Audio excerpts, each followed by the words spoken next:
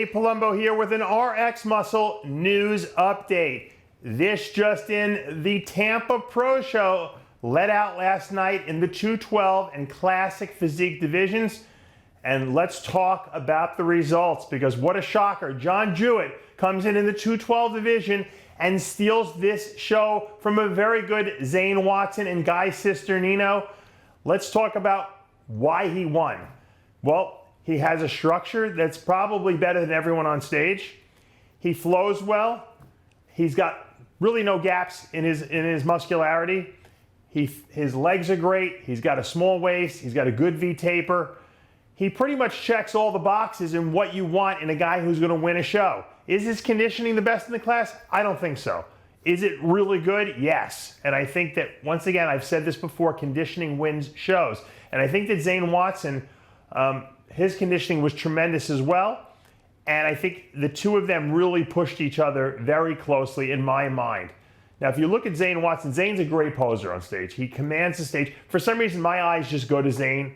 He did step up a little in this lineup. He was a little ahead of everyone else, which is the oldest trick in the book. But he does stick out because he's a very dramatic poser on stage. He knows how to execute the poses well.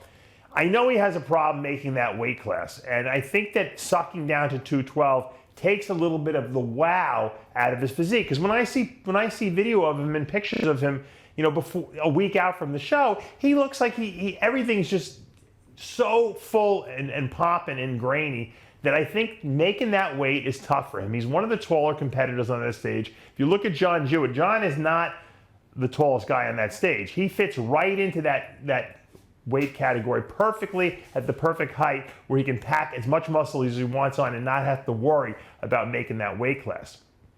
Now, once again, I think John wins this class because he's just got more of everything. He's got more shape, he's got more muscle, he's got more conditioning, and it all came together and flowed very well on this particular night. You know, on any other given night, if Zane had been a little fuller maybe, or Cisternino, who we're going to talk about, might have been a little sharper, I think that, you know, the outcome changes. These guys are that close to each other. And it had to be very tough for the judges to really, you know, split hairs here and decide who they wanted to go with, because it was that tight of a race. You know, Cisternino has been competing, you know, longer than any of these guys in the top three.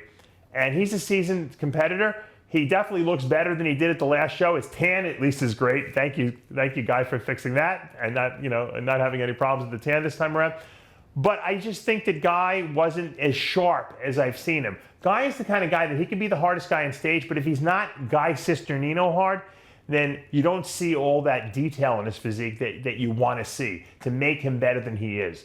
He's not structurally the best guy up there, but when he's ripped and gnarly hard, it supersedes a lot of, you know, flaws. You don't see some of the flaws in his physique. So I think he's very hard here, but he's not as hard as we've seen him in the past when he's won shows. Having said that, I think that's what caused him to finish in third here. John Jewett brought everything that he had to, plus he has better shape and flow to his body and roundness, I think, than Zane Watson, and that's why he wins here and Zane comes in second. Had Zane been as full as we've seen him, you know, once again, 2 weeks out from the show, and because his conditioning was there. I mean, he definitely was conditioned. He looked a little flat, and it's hard to, you know, you can't fill up that quickly. When you have to suck down to make a weight, you're sacrificing something. Now, you're hopefully sacrificing not a lot because you're so much bigger than everyone else and obviously coming in second here, he dominated, you know, this lineup in terms of size and everything like that. I think it just came down to a very close race, and they went with John Jewett because of the conditioning and sharpness factor plus the flow to his physique. And that's the way it worked out. But a great fought battle here in the 212 division. John will qualify for the Olympia. That's fantastic. I believe Zane's already qualified from his victory 2 weeks ago. And I don't know where Cisternino falls at this point. Probably a little short on points to make the Olympia this year. Let's talk about the Classic Physique division, because this division was spectacular. You know, Abner Logan, an unknown in my mind. I'm sure he's known amongst the competitors, but not a big name in Classic Physique, comes in here and shocks this lineup and wins. Okay, and beats a very good Rickey Moten Jr., who I really thought was going to come in and dominate this division here in Tampa. So Logan Abner is someone that we just don't expect, but he's taller, he's got flow to his body, tiny waist, and his conditioning is tremendous here. And that's what wins it for him.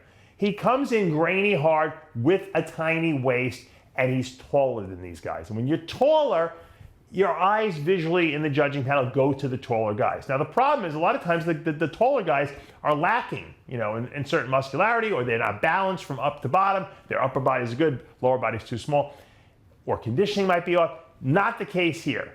Abner Logan is exactly what we're looking for here. He's got the flow, conditioning, good poser, showing off all that classic, looking bodybuilding that we want to see. And the judges reward him with the victory here. You really can't argue. I mean, the guy's in great shape. Rickey Moten Jr., he's Rickey Moten Jr. He comes in fantastic here. He's got shape and structure and size. I believe that he lost this show because he's just not as conditioned as Abner Logan was. That's just unfortunately the way it worked out. The judges went with conditioning. They went with a guy who's taller and more statuesque. And that's okay in the classic physique division. If this happened in bodybuilding, we would be pissed off. But it's not bodybuilding, it's classic physique. And there's lines count. And Abner Logan has the lines that we want to see on a guy who wins the classic physique division. And that's how it worked out. Now, the guy I thought was the most improved and tremendous here was Logan Franklin. I mean, Logan was a top 5 Olympian in the men's physique division. He switched over, recently to classic physique very successfully, top 5 his first show.